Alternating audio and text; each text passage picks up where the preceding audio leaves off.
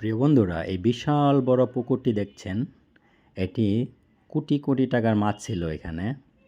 পুকুরের এই পাশেই হচ্ছে বিশাল বড় খামার ছিল, গরু, হাঁস, মুরগির খামার এবং বিদেশি ফুল ফলের গাছ ছিল প্রচুর এই পুরো প্রকল্পটাতে। 5ই আগস্টের পর হাসিনা যখন পালিয়ে গেল, তখন সাথে সাথে এই পুরো মাছ, গরু, ছাগল, হাঁস, মুরগি সব লুট হয়ে গেছে। এই যে সামনে একটা অফিস রুম ছিল, বিশাল বড় এসি টেসি টাইলস টুলস করা ছিল, সেইটা ভাইঙ্গা টাইলসও নিয়ে গেছে, এসি টেসি তো নিয়ে গেছেই।